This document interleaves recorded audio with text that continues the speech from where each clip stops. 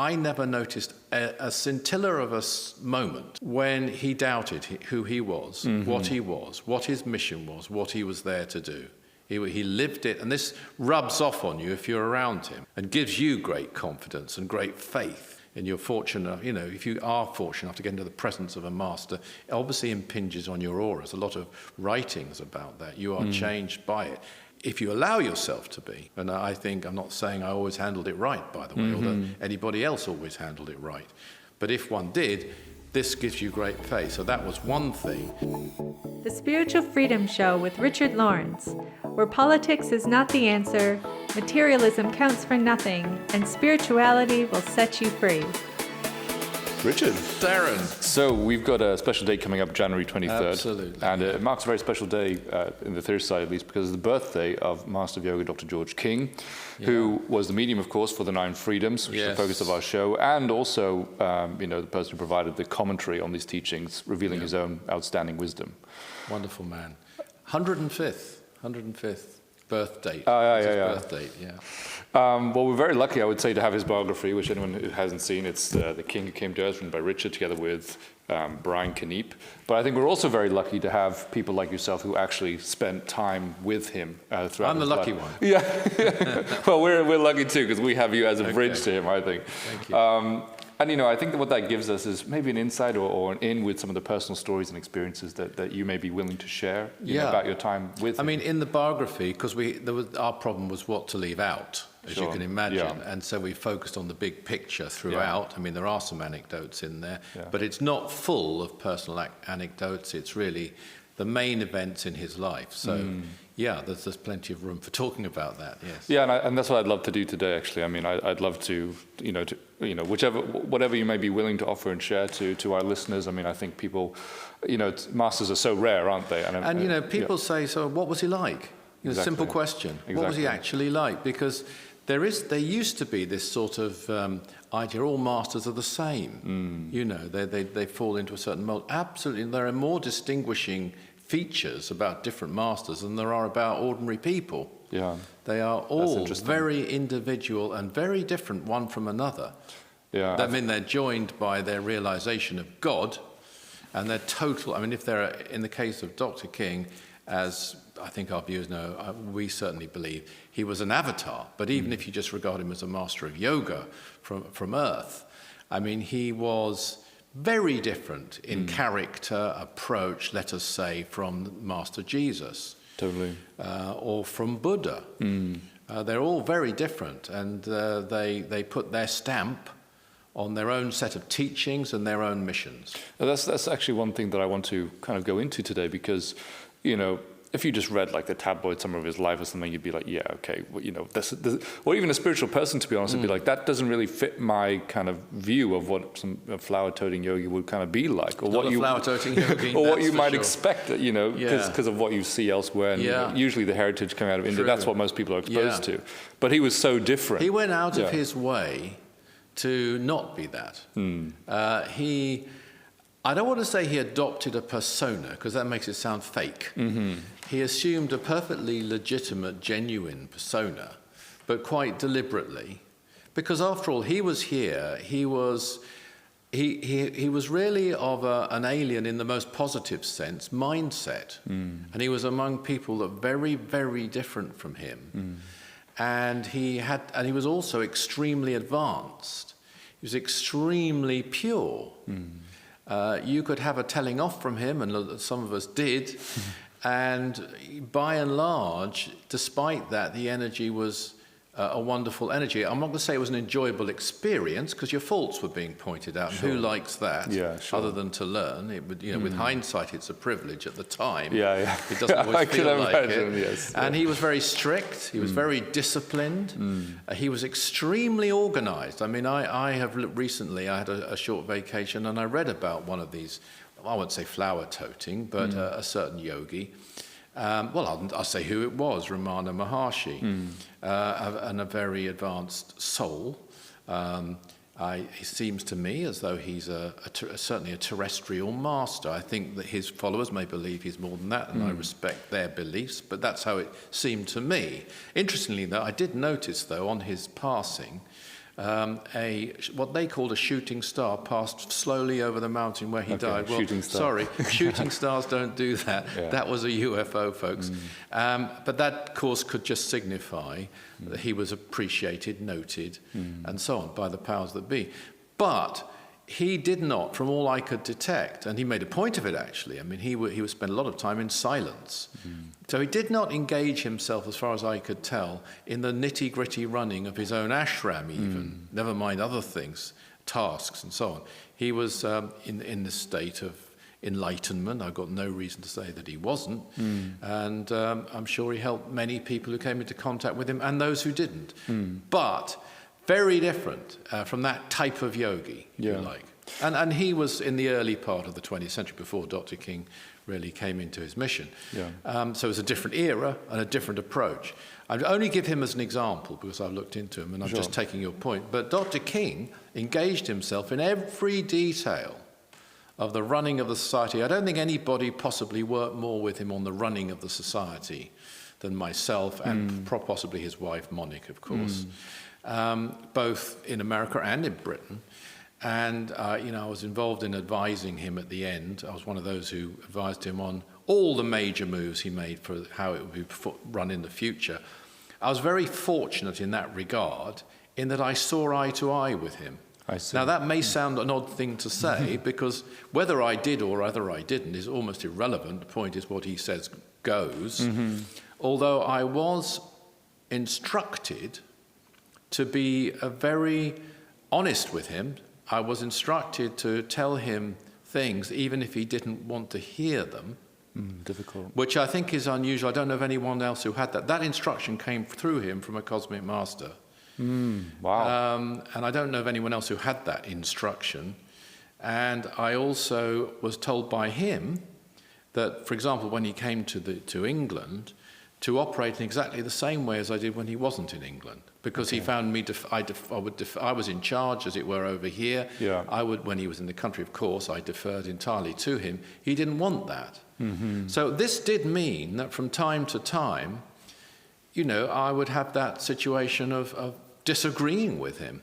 He could always overrule me, and did, if necessary. But by and large, my point is, I was fortunate, because whatever I would have thought, his word would go. But most of the time, I was on the same page as him, just by character, just by mindset, if you like.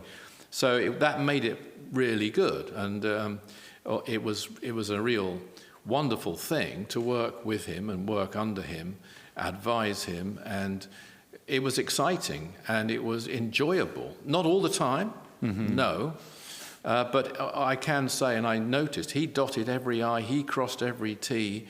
He would call you up later and say, what about this? Did we fix that? Did we do this? He was really on it. So he didn't take this flower-toting, detached yogi approach, and I'll leave the basic mundane things to everybody else. Not at all. He would even engage in mundane tasks himself, like manual ones too at times. What would you, imagining someone like coming across him for the first time and thinking back to your own very early experiences, what really convinced you that he was what and who he said he was? What aspects of his character do you think really stand out to you now? I've been thinking about that a bit lately, because I seem to know very, very quickly. And now, this isn't a criticism of anyone. I've been talking to a good friend of mine, actually, who, not in London, but someone who took years for the penny to really drop. They were around the society and so on, but then they didn't really get it fully. This is their view of it. For some years, even decades, I think, in this particular case. And then when it did, this person now is one of the most dedicated people you could possibly think of. But with me, I got it very quickly. I was actually looking for a master of yoga. I was of a Yogananda mind approach, you might say, very devotional. And, when I first did sort of get to know him, he gave me tasks right from the beginning. I remember once I walked into a theorist's house. I was still at university, but I'd come down at Hull, but I came down in the holidays. He was in London. And I didn't know he was in London. I was just a member who just turned up, and I came to the Ethereal Society headquarters, which anyone can do. Yeah. People are welcome. Yeah, that's right. And I walked in the door, and there he was. I didn't know he was in the country even. I didn't see him at first. I just saw Ray Nielsen, who was then the secretary of the society. And I said, "Oh, Ray," because I knew Ray, and I was going to ask him if there's any work for me to do. And Ray sort of frowned at me and walked on. I thought, it's a bit odd.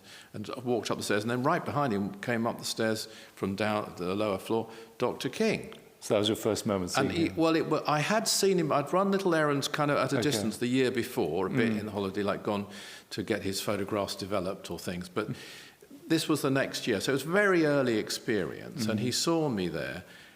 He didn't, and he said, he left. He didn't follow Ray upstairs. He came over to me and said, "Did you want something, boy?" And I said, "Oh, sorry, sir. We used to call him sir in those days. I didn't want to disturb you. I was just wondering if there's anything work for me to do." He said, "Come here."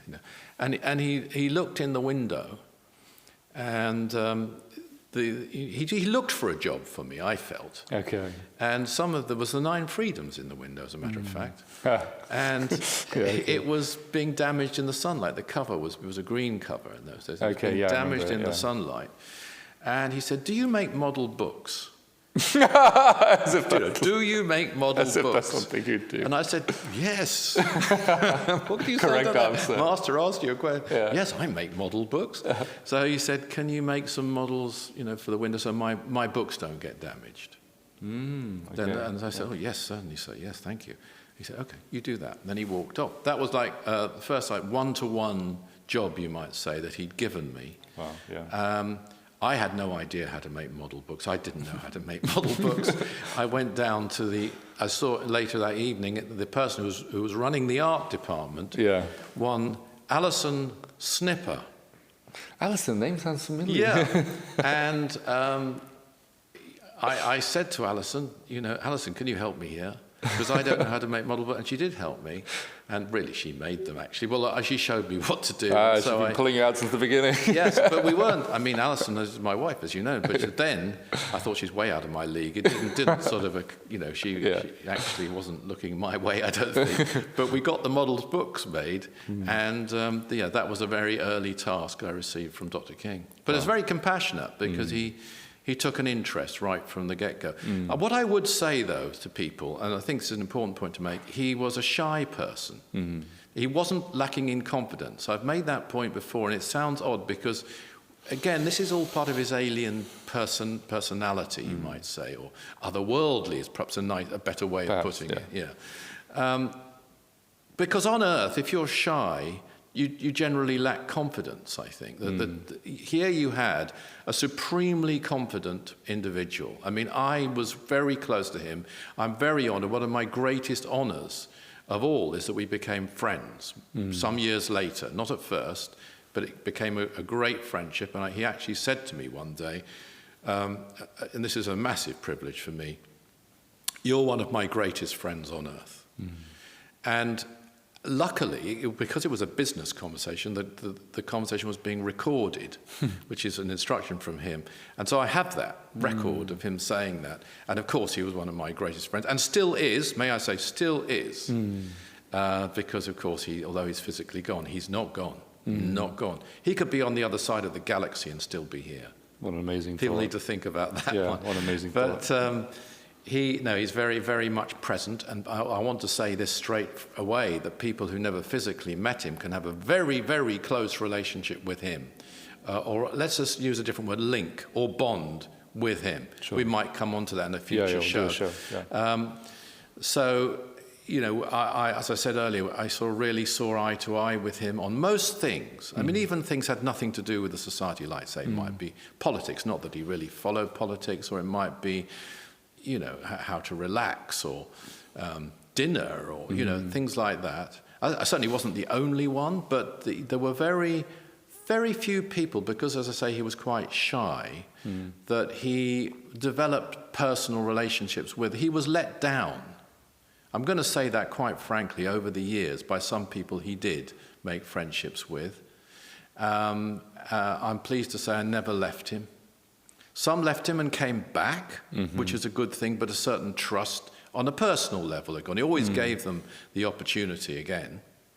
but the certain trust had gone. So I did find, first of all, coming back to the confidence thing, I never noticed a scintilla of a moment when he doubted who he was, what his mission was, what he was there to do. He lived it, and this rubs off on you if you're around him and gives you great confidence and great faith. And you're fortunate, if you are fortunate enough to get into the presence of a master, it obviously impinges on your aura. There's a lot of writings about that. You are changed by it. If you allow yourself to be, and I think, I'm not saying I always handled it right, by the way, although anybody else always handled it right. But if one did, this gives you great faith. So that was one thing. But the other thing was that he was quite shy, quite reticent. Yeah. And so one of my roles, because we travelled together a fair amount, especially in the UK, not only in the UK, but especially in the UK, and when he was meeting up with contacts, diplomatic or media contacts or something like that, I would always be the one to make the introductions. I see. And not that he was incapable of it, far from it. He had very good manners and he could handle any situation, but it just wasn't his inclination. He was a behind-the-scenes operator, and I think there's an example, a behind-the-scenes manipulator, not a manipulator of people, a manipulator of karma. Karma was his thing. Karma was 100% his thing. To understand Dr. King, you've got the K for King and the K for karma, and they go well together, because everything he did of any importance was a karmic move.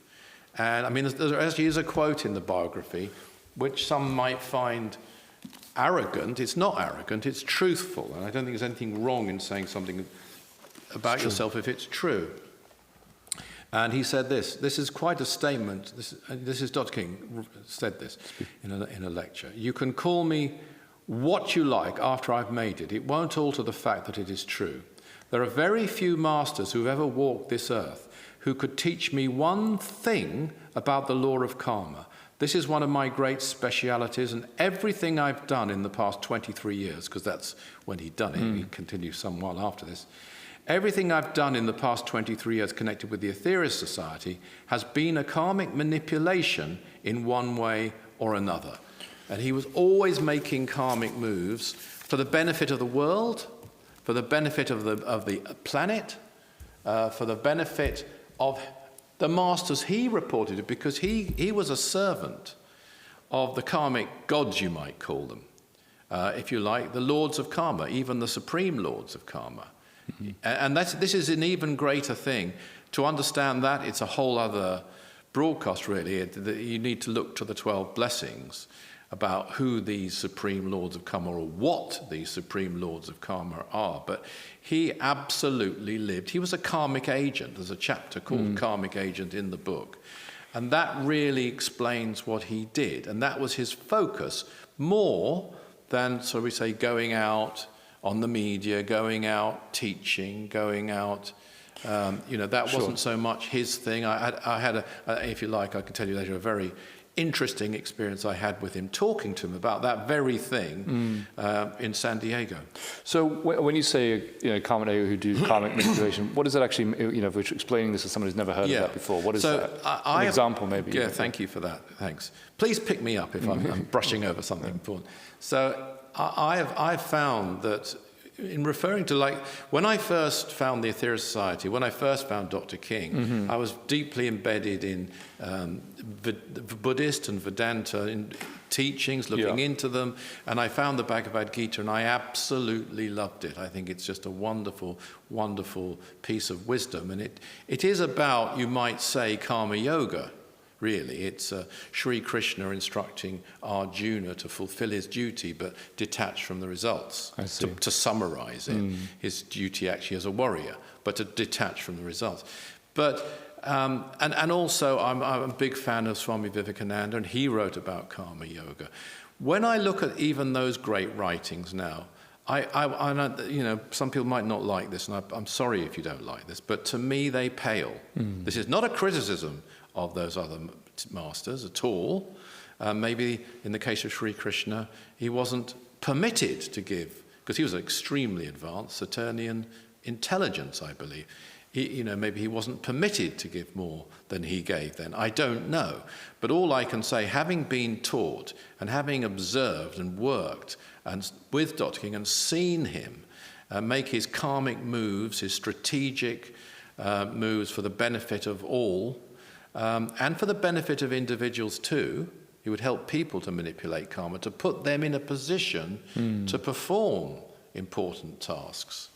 Having seen that, those things now pale compared to his understanding and teaching about how you can manipulate karma. Let me give you, his definition. Okay. We all know, as you sow, so shall you reap. We know to every action there's an equal and opposite reaction. These are brilliant definitions given of karma. But here is one that he gave, which is more advanced, more precise, I would say even more brilliant, and I think, not only do I say that, I believe that the Lord Buddha confirmed that to Dr. King when he met him on one occasion. This is the statement: karma is pressure towards conformity. It is pressure directing you, the mind, and you, the soul, towards you, the spirit.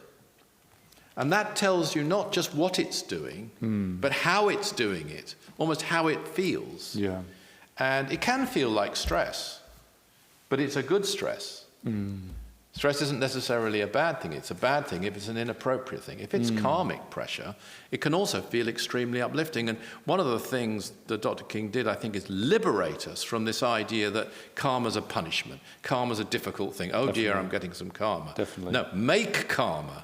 Create positive karma for yourself and for others.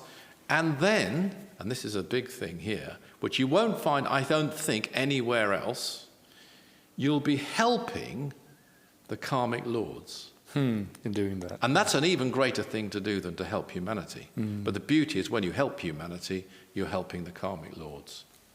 It's a beautiful way to put it. And so, if you, just to kind of provide an example maybe to people of what he did in this respect, maybe in some aspect of his life or one of the missions that he was doing, what would count as a karmic manipulation? Well, all the missions, Okay. I think, as he basically said there, that he created, are karmically designed. They're energy designed, but they're karmically designed. So perhaps the one that comes to mind most is one called Operation Sunbeam, which is designed to give energy back to the Mother Earth herself, because we owe the Mother Earth so much. This is the missing link in ecology. What do we owe the Mother Earth? Not what can we create for our children and grandchildren on her surface. Yeah. What do we owe her? And he devised a mission without going into people can find out about that, but if they want to, but whereby we can repay her a tiny fraction of that debt. Now, what that does is it's a good thing in itself, but it also manipulates the karma of humanity, because humanity is starting to repay a debt, a massive debt, which is hanging over us and which we desperately need to be repaying. I mean, we owe every second of experience to the Mother Earth. And he knew that, and that was another thing that drove him. And so, and just coming back to like your personal relationship, or things that you observed even when you were around him, I mean, you talked about what it was like being told off by him, for example. Yeah. I mean, is there any particular story or one that you might have observed about what that was, what that was like, what might have been the reason, and how how that changed you as a person or changed any individual that you might have seen? Yeah, I mean, I think there are many times one gets told off. But if I may, I did skip over this little experience that I had with him in San Diego. Oh yeah, please, yeah. Which relates to the fact that he didn't, and this also tells us something about him, because there we were on a beach in San Diego. On a very rare thing, which was a short vacation, which he took, and with us were Richard Medway and Brian Kneep as well at that time, and they were setting up the room in the hotel, and he and I were on the beach having a morning sherry, which he did like a morning sherry, and he didn't want to equivocate. He did drink, and he did smoke, and he could sometimes have a bad temper, if you can call it a bad temper, but on this occasion, he was actually, which happened more than once, I found, criticizing himself. He was a critic. He could criticize Moses for strategy. He could criticize Jesus for strategy, but he could definitely criticize himself. He didn't criticize them as intelligences, by the way. He revered them. The Master Jesus had an enormous effect upon him. And if the Master Jesus called him my son, he could hardly take the transmission. Wow. Yeah. Very difficult for him. Yeah. And likewise, the Lord Babaji actually had a massive. There was a tremendous bond between Dr. George King and the Lord Babaji. Tremendous respect both ways. It's a beautiful thing indeed. But on this occasion, he was, I won't say berating himself, but criticizing himself for not being more outgoing, not being on the platform. He didn't really like the public platform. He gave brilliant talks. He did it. He did a tour of America. He did numerous talks, and he did many interviews. He could do it very well, as anyone will attest just by hearing them. But it wasn't his thing.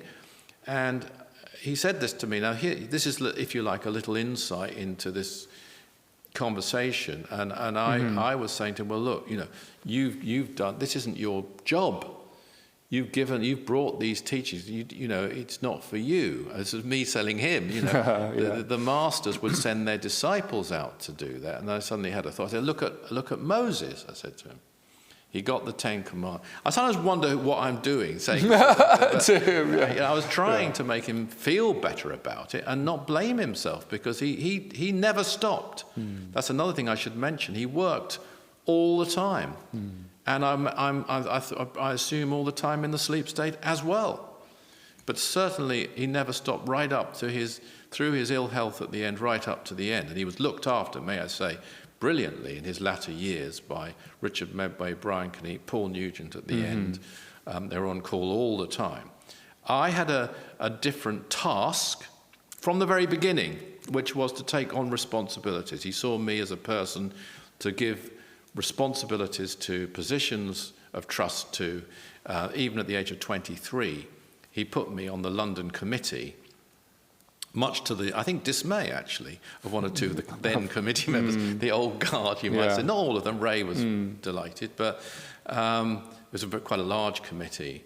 And so that's what he did. I received more positions of responsibility from him than anybody else.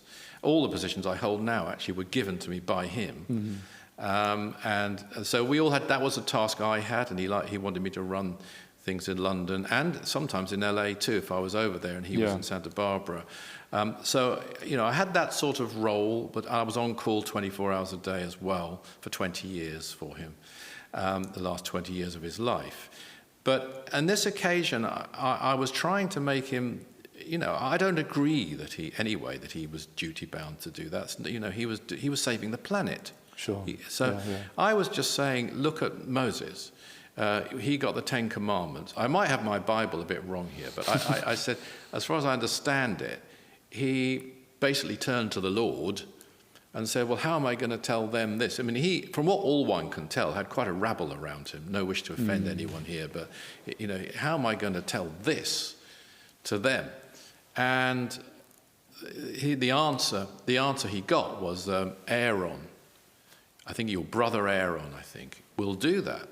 So I was talking to him on this beach in San Diego, saying this to him, trying to make him also feel better. And as I did, a little toddler on the beach was playing with a beach ball and kicked the ball over, and it rolled and landed at what I call the master's feet, Dr. King's feet. And the mother of the boy, the ball rolled up, as I mentioned this about Moses to Dr. King, and the ball rolled up, and the mother shouted out, Aaron, get that ball. No, she did. Oh, my God. And Dr. King looked at me, and he made a comment I better not repeat, but to do with me. But it was a good one, but I don't know, that was just a little, it's not really about what I said, it's about him, that he could be quite self-critical, but it just wasn't his thing. He was a puller of strings. I mean, if we were engaged, as we were at times, in some promotional efforts, be it on the healing front, be it on when contacts with the gods from space, we received many faxes from him. And before the fax, it would be telegrams. He was a great enthusiast. That's one thing I will say. He loved enthusiasm, by the way. I see. He didn't want people who were going to just sort of go, yes, sir, no, sir, without any feeling. They could say, yes, sir, mean it, you know. They'd have to mean it. But it's an energy. Enthusiasm is an energy. And he picked it up immediately, and he loved it. And he would really almost rather have someone who was a bit too, shall we say, maybe bossy or something around him, because he could deal with that. He could always cut people down to size. He had no problem with that. Rather than too passive. He didn't like laziness. It's one thing he really didn't like at all. He liked workers. And he loved hearing or discovering that people were still working even after they'd been knocked off. Oh, yeah, okay. The right attitude. Or had given up their time off, or had given up, as he was doing all the time. So, you know, he was completely, what he was completely dedicated to the cosmic plan as he saw it. I've actually found a beautiful quote to that effect from 1966, when he wrote to the members, actually. He said, I can assure all members and sympathizers, and I think our viewers could be called sympathizers. They're bothering to listen to us, which is very good of them. Our viewers and listeners. And sympathizers. I have only one ambition in life. That is to serve the cosmic plan to the best of my ability. I have not any other ambition. All else is subservient to this one great urge, which is growing in my very spirit. Now, how humble is that? Here you've got him in 1966, after all he'd done by then, saying it's growing in my spirit. I am not the only such member in the Aetherius Society. There are many more just the same. Their abilities are different from mine, maybe. Yet their one great divine ambition to serve the cosmic plan. Such people are indeed truly magnificent, and I am proud to be associated with them. Wow. And that's, I haven't heard that before. I just found that yesterday, and I thought I must bring this to the table and see if Darren gives me an opportunity to read. So humble, isn't it? And also inspiring for others. And it shows, and it applies now. And he'll feel that now, no question. He knows now. I have no doubt about that whatsoever. What would you, obviously you must have many memorable experiences from your time with him. Yeah, many. I mean, maybe specifically like lessons that he taught you, which have stayed with you even today, which are ones that you think would be, in the last few minutes here, helpful to share with others. I've had tests. Okay. I can give an example of a test. Okay. Which was that he gave me a most magnificent opportunity. Which isn't actually available to people now, but it just came about not at his own timing.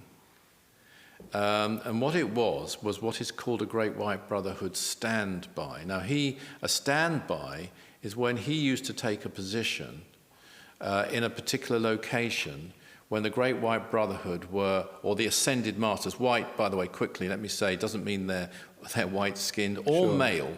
It's just an old-fashioned term for you might call it the spiritual hierarchy of Earth. So when they had a movement, some of them had to leave the planet, the world is particularly dangerous in their absence. We owe every second of our existence to their presence. They did nothing other than exist on Earth, the Ascended Masters. Let's pay them due tribute right here.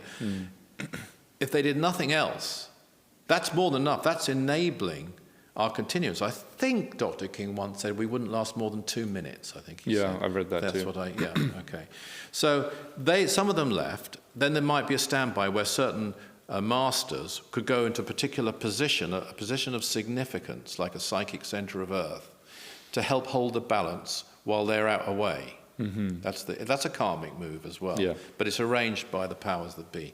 Now, it so happened that there was a standby, and he couldn't go because he was in Los Angeles. He couldn't get to, say, Lake Powell in time.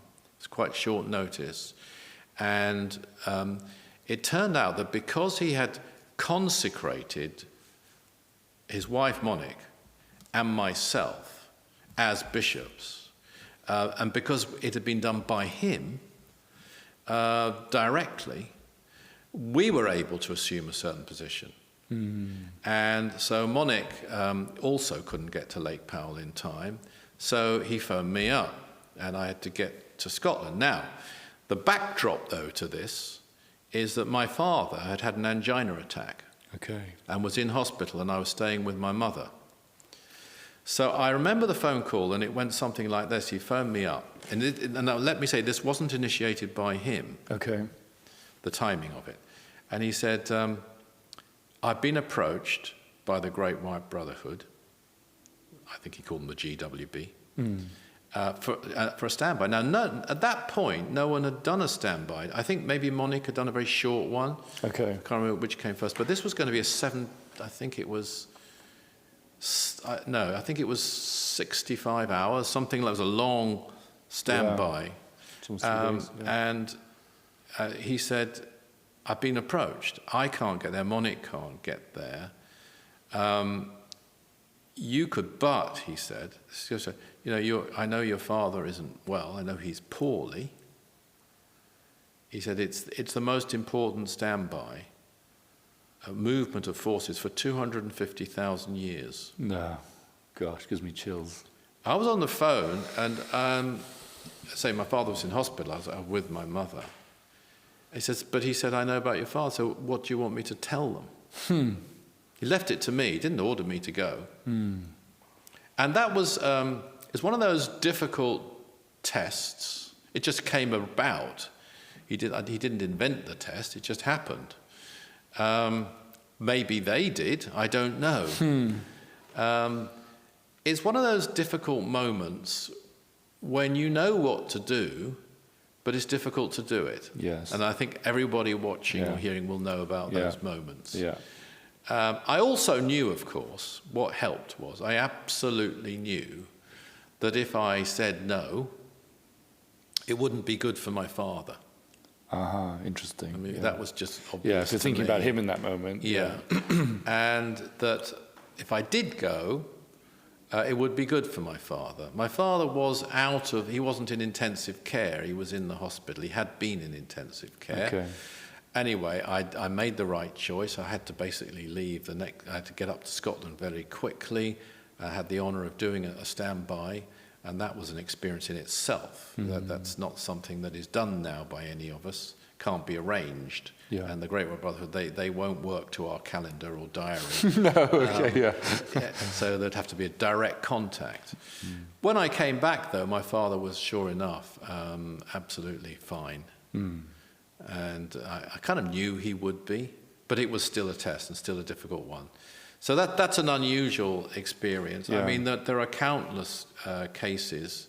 I mean, he could, as I mentioned, vary from being very humble and accrediting one with more abilities than one really deserved to be credited with, to being very strict and very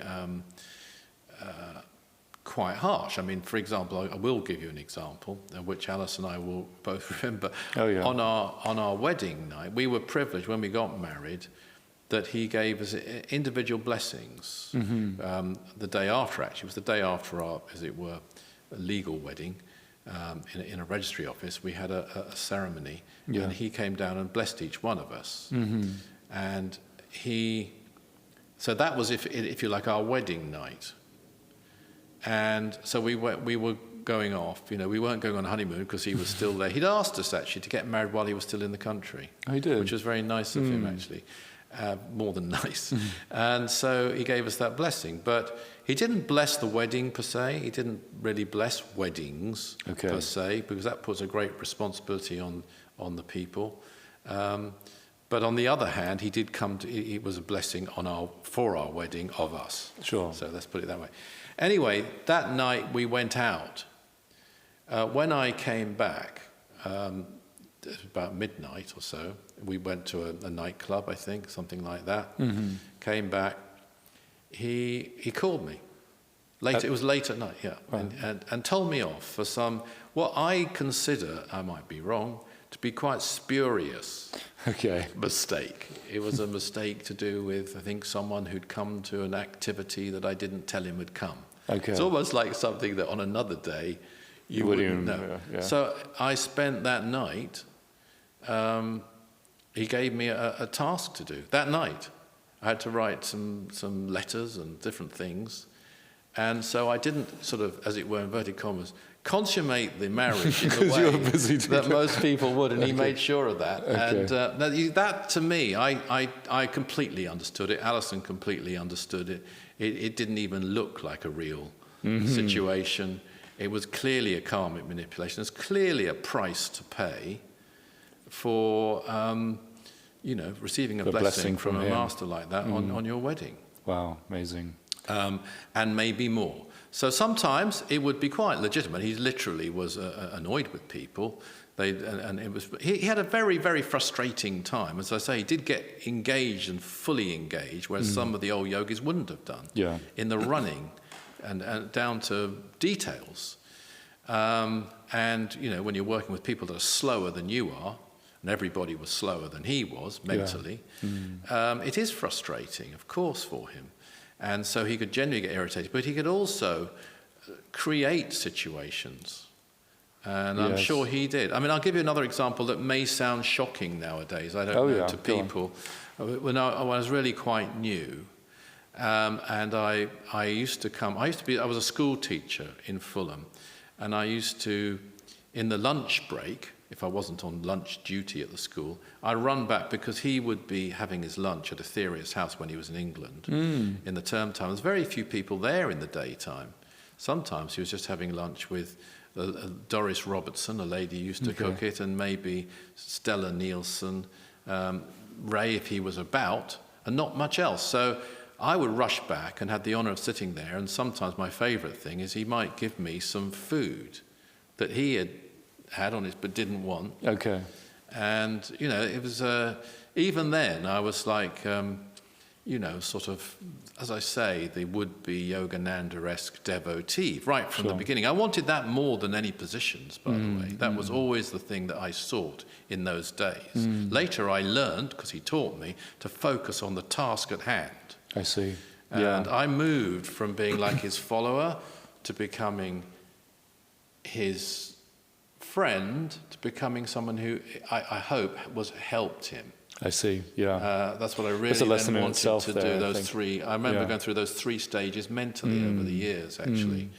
But on this occasion, I was really quite new. I was sitting there, although I was a school teacher, I was only about 24 or so, a music teacher in the local secondary school. Yeah. And he got up, he walked in, and he had a book in his hand, and he came up and he hit me on the head with this book.